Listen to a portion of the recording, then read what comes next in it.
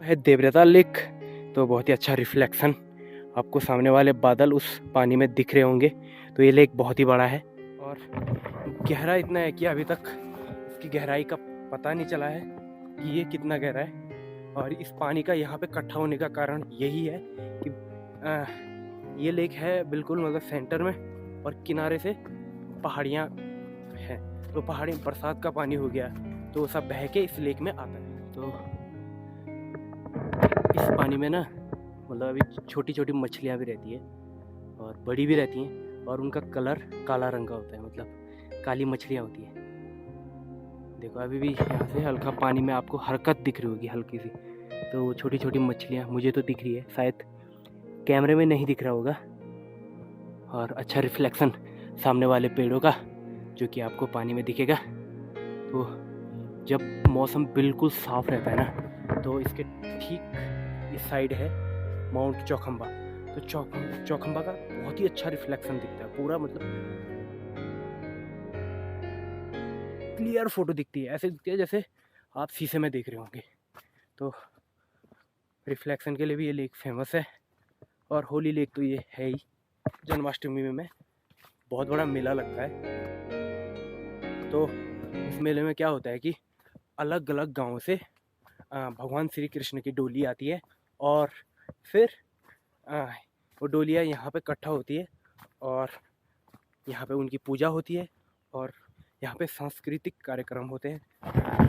तो आप में से बहुत सारे लोगों ने ये कहानी सुनी जरूर है, बट आपको पता नहीं है कि ये घटना यहाँ पे हुई थी। तो वही मैं आपको बताने जा रहा हूँ कि कौन सी कहानी थी और किस लिए ये फेमस है। महाभारत देखी है सबने? हाँ नहीं, सबने बचपन में महाभारत नहीं देखी? मम्मी पापा को बोलना महाभारत दिखाई ठीक है, आपको पता होगा ना महाभारत। महाभारत में बहुत सारी घटनाएं होती हैं। तो क्या बोलते हैं कि जितनी सारी घटनाएं हुई हैं मतलब उत्तराखंड में बहुत ज़्यादा चीज़ें हैं। ऐसी मान्यता है कि मतलब ऐसे साक्ष्य टाइप के मिलते हैं कि हाँ वाकई में ये चीज़ यहाँ हुई है, ये मंदिर पांडवों ने बनवाया, बहुत सारी चीज़ें। तो चलो बात करते हैं उस समय की, जब पांडव जुए में हारने के बाद कितने वर्ष का वनवास रहते हैं पता है किसी को? हाँ 14 तो राम जाता है। ओ अच्छा, उन लोग का 12 12 12 and 1 year of हाँ 1 ईयर वो जो छुपा के 12 वर्ष का वनवास और 1 वर्ष का अज्ञात का मतलब अज्ञात हो जाना, दिखना नहीं। तो क्या था उनका कि अगर वो उस एक साल में किसी को भी दिख जाता फिर से 12 साल और 1 साल का अज्ञात। तो उस टाइम वो जंगलों में भटकते थे क्योंकि उनका 1 साल बचा हुआ था। तो पांडवों के साथ थी उनकी पत्नी द्रौपदी। द्रौपदी को प्यास लगती है पानी की और वो बोलती है कि मुझे प्यास लगी है, पानी चाहिए। तो युधिष्ठिर सबसे छोटे भाई को पानी के लिए जंगलों में भेज देता है। तो सबसे छोटा भाई रहता है उनका कौन? सहदेव जाता है और फिर उसे पानी का एक तालाब मिलता है। तो उस पानी को निकालने की कोशिश करता है, पर क्या होता है कि उस पानी से आवाज़ आती है कि आप इस पानी को नहीं ले सकते हो मेरी अनुमति के बिना। अगर आपको ये पानी लेना है तो मेरे कुछ प्रश्नों के उत्तर देने होंगे। तो सहदेव उसकी बातों पर विश्वास नहीं करता है, वो सीधे पानी निकालने बैठ जाता है। तो उसी टाइम मूर्छित हो जाता है, अनकॉन्शियस संस्कृत वाला शब्द है ना। हाँ ठीक है। तो फिर उसके बाद सहदेव आता है क्योंकि बोलते हैं सहदेव तो फिर नकुल आता है। बोलते हैं कि सहदेव उतनी टाइम से चला गया अभी तक नहीं आया। नकुल को बोलते हैं युधिष्ठिर कि आप जाओ देखो कहाँ है वो। तो वो देखता है सहदेव मूर्छित अवस्था में, घायल अवस्था में है। तो फिर सहदेव देखता है तो वो फिर पानी निकालने की कोशिश करता है। पहले अपने भाई की आज्ञा का पालन करेगा, फिर बताएगा कि वो मूर्छित है। तो जैसे वो भी पानी निकालने वाला होता है तो उसको भी वही उसके साथ वो घटना होती है कि पानी से आवाज़ आती है कि प्रश्नों के उत्तर देने और पानी लेने। तो फिर वो भी उनका बात को नहीं सुनता है, पानी निकालने की कोशिश करता है और वो भी बेहोश हो जाता है। फिर दोनों भाई बेहोश हो गए। युधिष्ठिर को फिर वो बोलता है कि नकुल सहदेव भी अभी तक नहीं आए। तो फिर वो भेजते हैं भीम। तो भीम को भेजते हैं, भीम भी देखते हैं कि दोनों भाई पड़े हुए हैं, भीम भी वही करते हैं, परंतु वो भीम थोड़ा कंफ्यूज हो जाता है, तो वो ललकारता है उसको कि किसने मेरे भाइयों का ये हाल किया, परंतु सिर्फ आवाज ही आती है। उसको आकाशवाणी भविष्यवाणी बोल सकते हैं, वो आकाशवाणी बोलेंगे पानी से कि इन्होंने मेरी अनुमति के बिना मेरे पानी को छूने की कोशिश की, तो इसलिए इनका ये हाल है, अगर आप भी ये पानी को छूते हो लेते हो तो आपका भी यही हाल है। तो भीम पे थोड़ा अभिमान था अपने बल का कि मैं बहुत शक्तिशाली हूँ, तो मेरा क्या होगा, ये तो कमजोर थे मेरे भाई, इतने बलशाली नहीं थे। परंतु ऐसा नहीं होता है, भीम भी पानी लेने की कोशिश करता है और बेहोश हो जाता है। फिर अर्जुन आते हैं, वही होता है कि भीम नहीं पहुंचा, अर्जुन को देखते हैं, अर्जुन आते हैं, अर्जुन देखते हैं, तो उनके मन में थोड़ा डाउट बढ़ जाता है कि मेरे भीम जैसे योद्धा भी अभी मूर्छित है, तो कोई बड़ी बात होगी। तो वो पुकारते हैं कि किसने ये हाल किया, तो वही आवाज उनके लिए आती है कि इन्होंने बिना अनुमति के पानी लिया था, तो यही हाल है। तो अर्जुन बोलते हैं ठीक है, मैं आपके इन पानी लेने के लिए क्या कर सकता हूँ। तो उन्होंने कहा, पानी से आवाज आती है कि मेरे कुछ प्रश्नों के उत्तर देने होंगे। तो वो कुछ प्रश्न पूछते हैं, बट अर्जुन उनमें से किसी का उत्तर नहीं दे पाता है। तो अर्जुन का भी मूर्छित अवस्था में उसके वो हाल हो जाता है, बेहोश हो जाता है। फिर अंत में युधिष्ठिर आते हैं, तो युधिष्ठिर धर्मात्मा थे, उनको बहुत ज्ञान था धर्म के मामले में। तो वो बोलते हैं कि हाँ जी, मैं प्रश्नों के उत्तर दूंगा, सामने प्रकट हो जाइए। तो वो प्रकट हो जाते हैं और वो कुछ प्रश्न पूछते हैं। तो ये प्रश्न आपके लिए भी है, माइथोलॉजी के अनुसार। ये सोचिए आप, हम राजा महाराजा के जमाने में मॉडर्न, तो कुछ प्रश्न हैं जो हमारे जीवन में भी काम आएंगे, और मैं उनका मतलब भी बताऊंगा आपको कि ये क्यों है। तो मैं आपको भी पूछूंगा, कोशिश कीजिएगा अगर आता है। बहुत सारे प्रश्न थे पर मैं कुछ प्रश्न पूछूंगा, ठीक है। फर्स्ट पूछता है वो कि धरती से भारी क्या है। धरती से भारी क्या है? अच्छा, हैवी देना बोझ अपना मन का बोझ या रिग्रेट या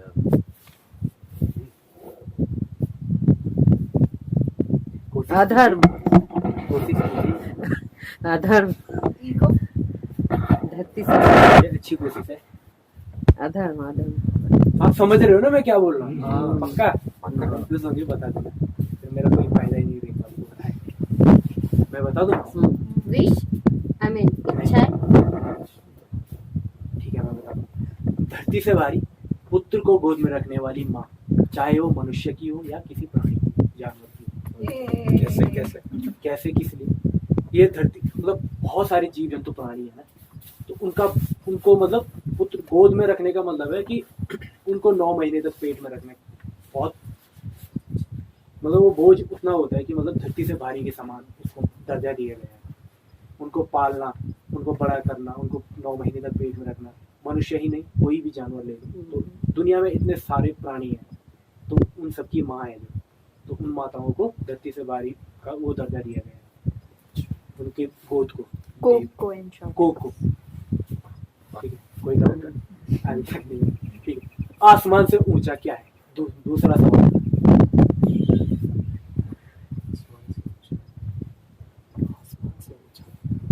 आत्मसम्मान,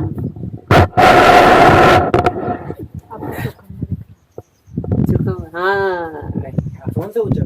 नहीं इनको मैं बोल रही हूँ, जो खंबा दिख रहा है। अच्छा, आसमान से ऊंचा क्या है? आसमान से ऊंचा दिल, माँ का प्यार। माँ का प्यार। तो ऊंचा मतलब नहीं यार, ऊंचाई में मतलब वो ऊपर। प्राइड करना कुछ। अच्छा तो ड्रीम्स, सपने। हे भगवान, क्या क्या प्रश्न। किसको दिया है ये, मतलब ये आसमान से ऊंचे का दर्जा किसको दिया है? बाप का प्यार। Yes. माँ का प्यार छूट गया। गेस करके मार दिया। वहाँ हो गया क्यों है बता बाबा सकते का। हैं? क्यों है बता सकते हैं? ना वो गेस मार दिया। माँ का हो गया इसके बाबा। पिता ही दुनिया में एक ऐसा शख्स है जो अपने पुत्र के बारे में अपने से ऊंचा सोचता है, इसके अलावा कोई नहीं सोचता। हाँ आप ये मेरे से ऊंचा बढ़े, हाँ, लगता है आपको? ठीक माँ ठीक। भी सोच सकती डीप। माँ तो माँ है ना। माँ तो माँ है, माने उनको पॉइंट मिल गया था। हाँ, उसका पॉइंट मिल गया, इसलिए बाबा का पिता को देना। अलग दर्जा है ना। हाँ। ये इतना सोचता है, पिता, माँ तो माँ है, ममता से लेकर कुछ। अगर बेटा गलत भी करे कुछ तो माँ उसको कभी मतलब गलत नहीं मानेगी। करेक्ट। पर पिता थोड़ा उनको अपने बेटे को ऊंचाई पर ले जाने के लिए बहुत कुछ हाँ। कर सकता है। बहुत कुछ करता है डॉक्टर भी। ठीक वो ठीक उनको आसमान से ऊंचा दर्जा दिया। तीसरा प्रश्न था, हवा से तेज क्या है? सोच। हाँ, सोच। अरे ओह। फर्स्ट बेंचर कहाँ थे? कुछ सारा था। अभी सबको तो दिमाग खुल गया। क्यों है?